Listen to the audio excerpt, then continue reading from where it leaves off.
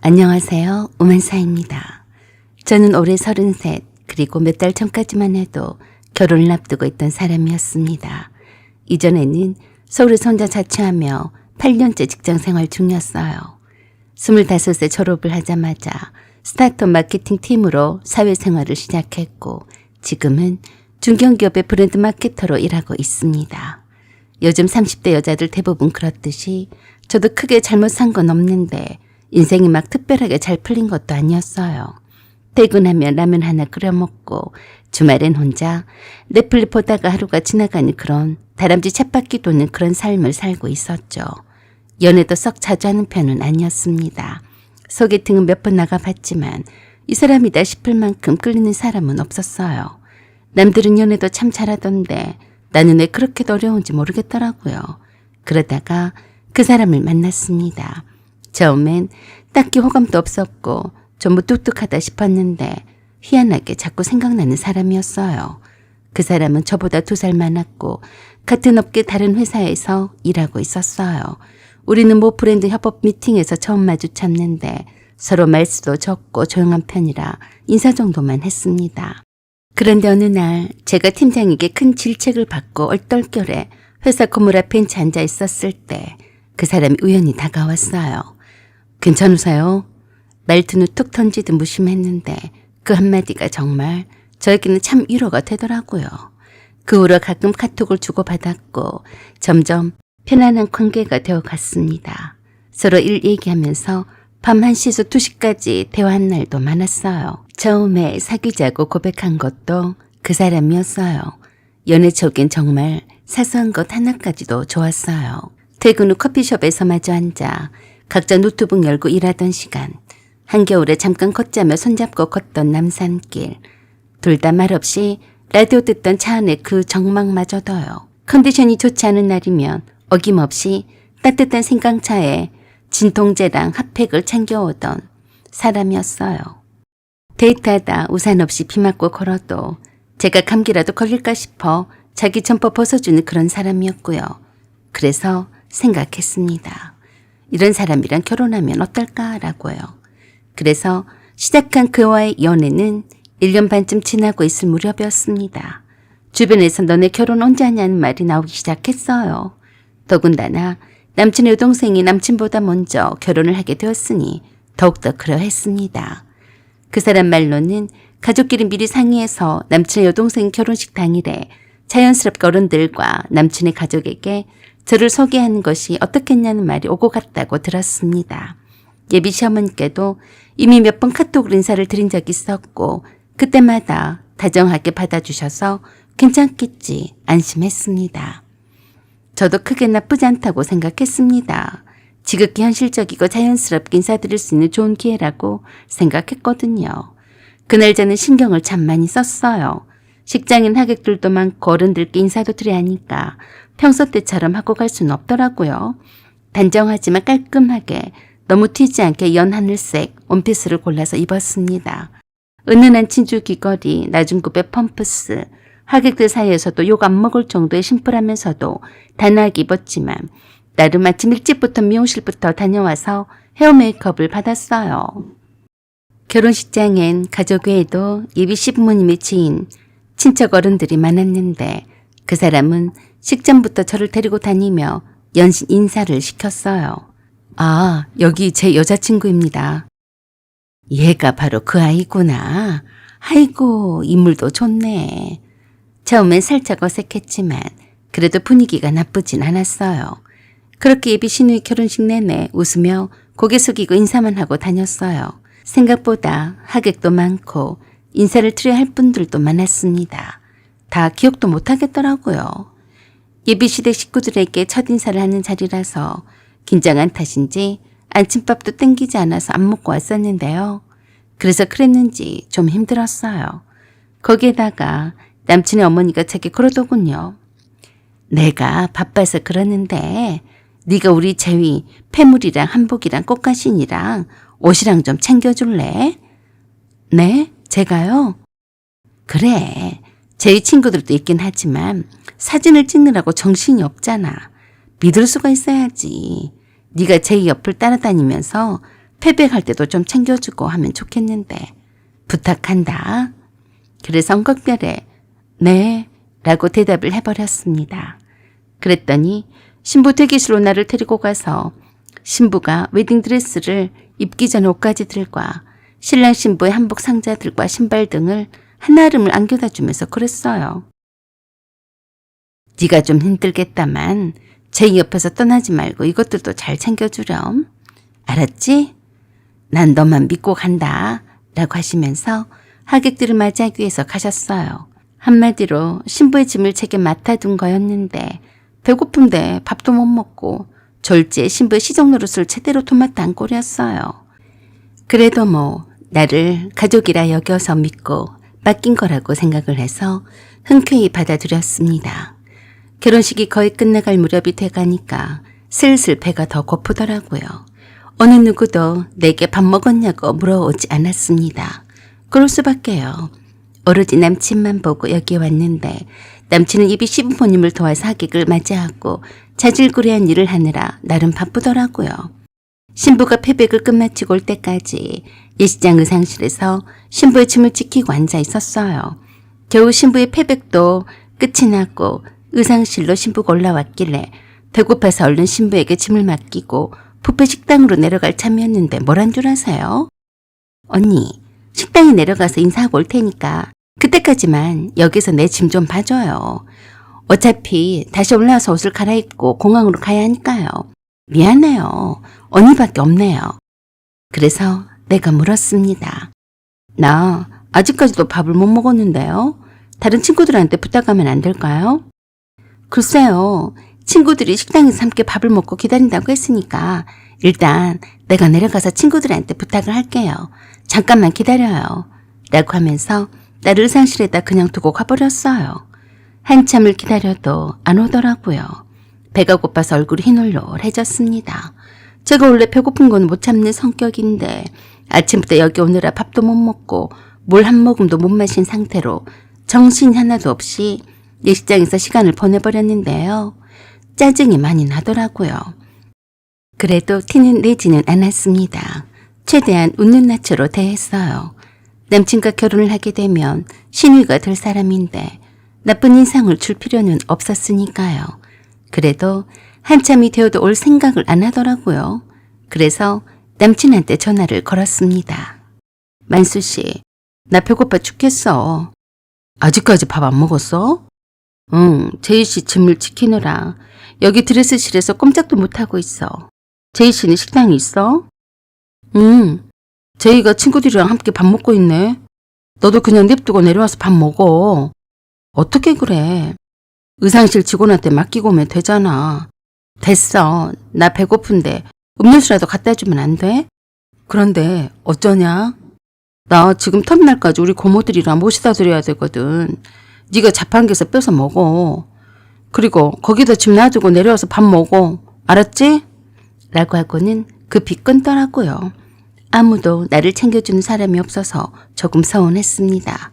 신부였던 남친의 여동생이 올려보낸다던 친구는 오지도 않았어요. 한참을 기다리다 안 되겠다 싶더군요. 하는 수 없이 남친이 말한 대로 중요한 물건이 든 큰 종이백만 들고 나머지는 의사신 직원에게 잘 봐달라고 잠깐 맡기고 뷔페 식당에 있는 지하실로 내려왔습니다. 그랬더니 입구에서 안내하는 직원이 이미 우리 타임 식사가 다 끝이 났다고 하더라고요. 어이가 없었어요.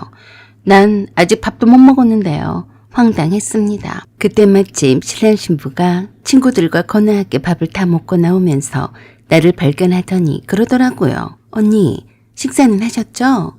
내 짐은 어떻게 하고서 오신 거예요? 지금 올라가서 얼른 옷을 갈아입어야 하는데요. 이거 들고 가세요. 라고 힘이 하나도 없는 목소리로 말하면서 들건 큰 백을 손에 쥐어주었습니다. 그랬더니 대본에 그러더라고요. 언니, 다른 짐들은요? 의상실에다 맡겨두고 왔어요. 그리고 나 밥도 안 먹었는데 식사 계산이 다 끝나버렸네요. 그때서야 생각이 났는지 그러더군요. 언니, 정말 밥 안 먹었어요? 어머, 어떡해. 내가 친구들을 보낸다고 해놓고선 정신이 없어서 그만 깜빡했지 뭐예요. 그러지 말고요. 지금 오빠가 뒤풀이 겸 해서 고깃집 식당을 따로 예약을 했다고 했거든요. 언니 거기로 가서 식사하세요. 라고 하면서 남친의 어머니를 부르더니 엄마, 언니가 나를 따라다니느라 고생을 했는데 밥을 못 먹었대요. 오빠가 고깃집 식당을 예약을 했다고 하니까 엄마가 언니랑 같이 가요. 그러자 남친의 어머니가 그랬습니다. 밥도 안 먹고 뭐 했어? 얘네들 신혼여행 떠나는 거 보고 나랑 함께 식당으로 가자. 그래서 또 네라고 했습니다. 그랬더니 남친의 여동생이 그러더군요.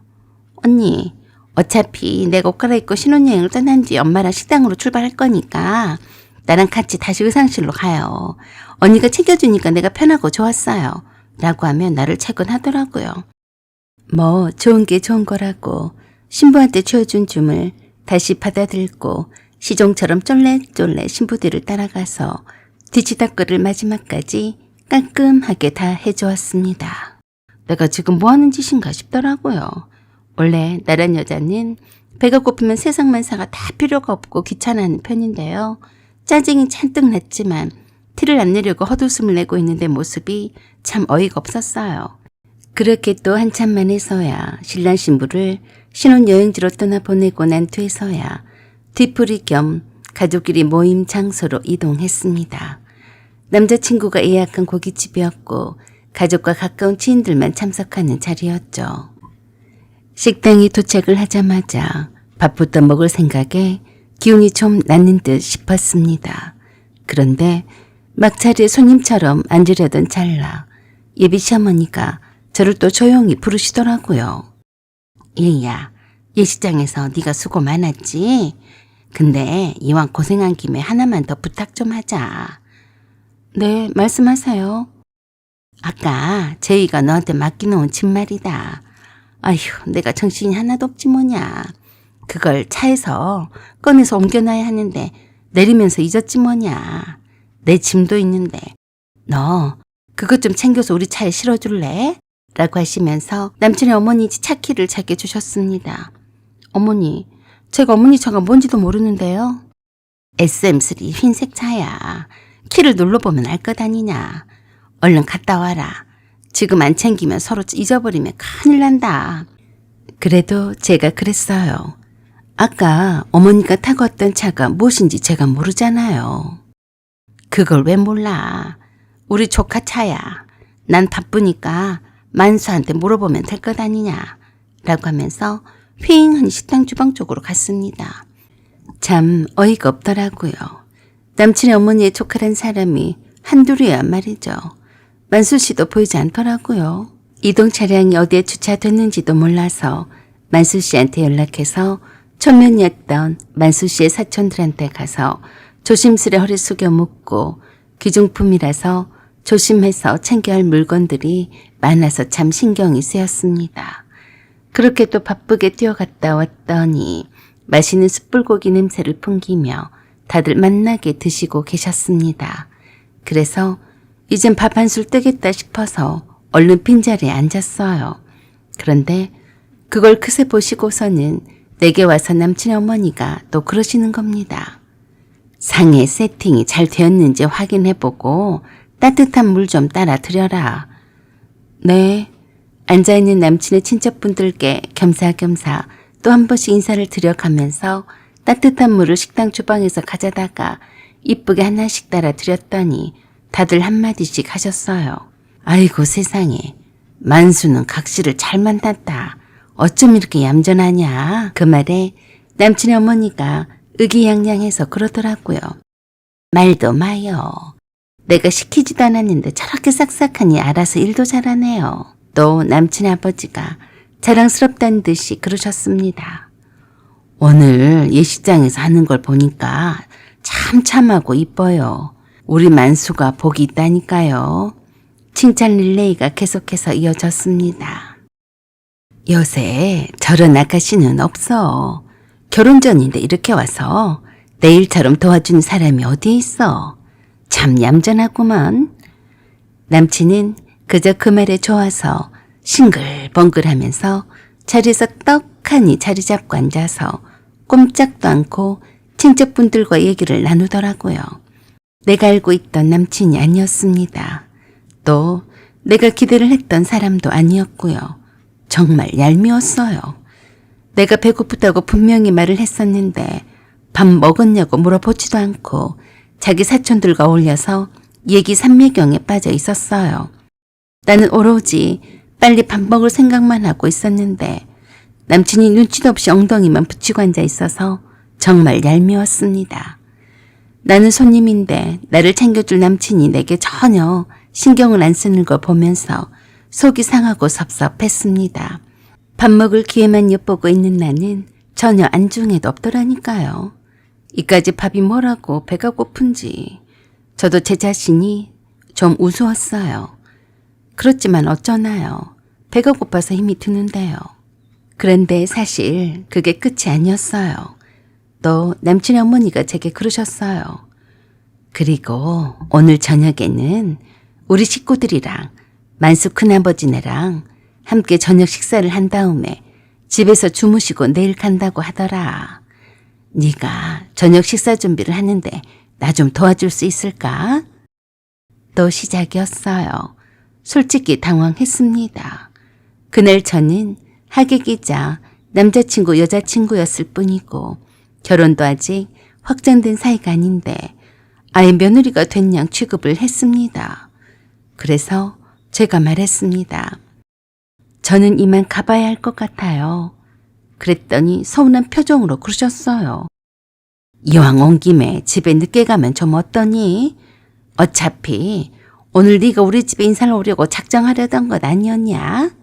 그러지 말고 집에 가서 저녁밥 먹고 가렴. 너무 늦으면 만수에게 데려다 달라고 하면 되지. 안 그래? 그렇게 해라.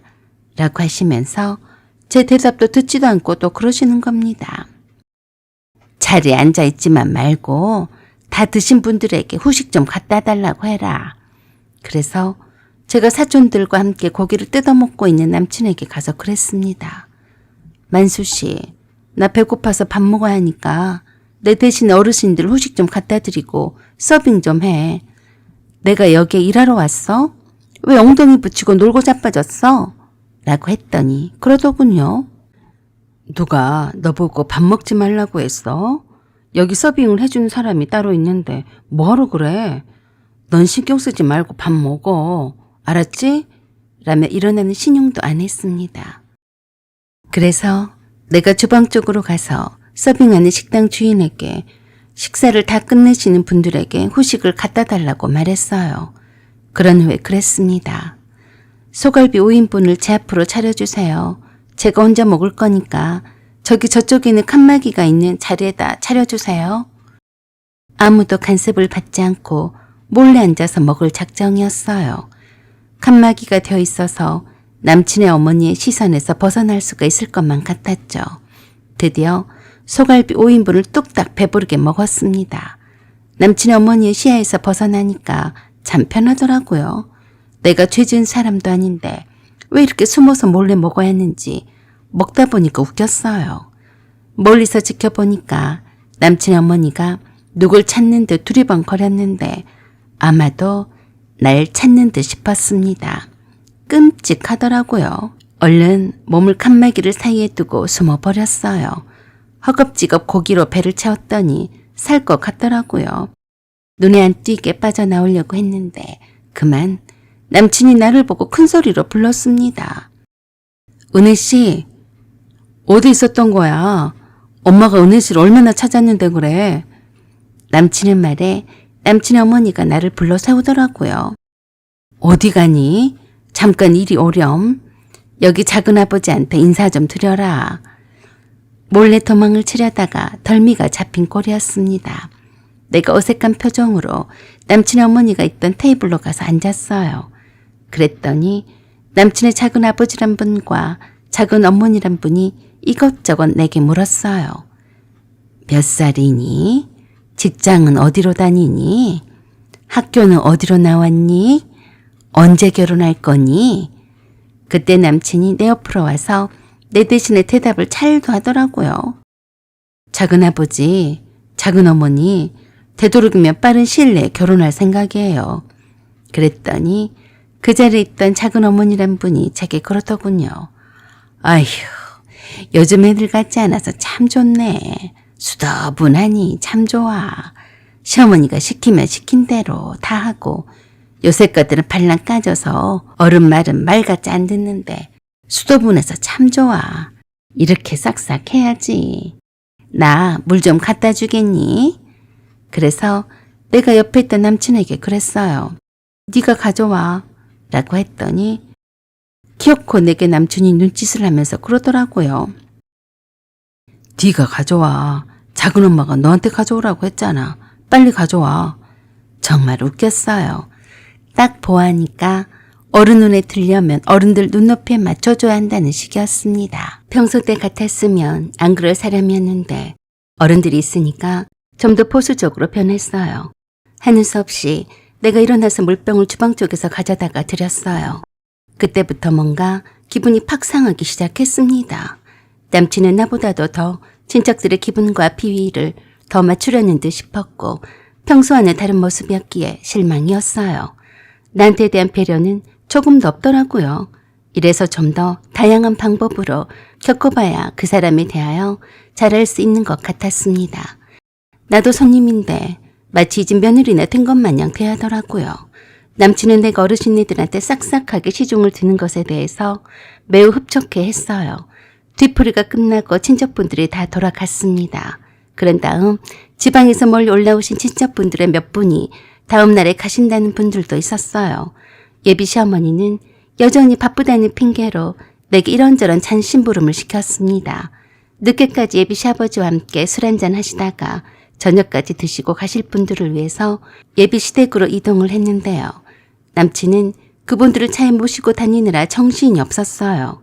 예비 시댁으로 이런저런 짐들을 힘들게 이고 나른 내게 남친의 어머니가 또 급히 손짓을 하며 주방에서 얼른 오라고 했습니다.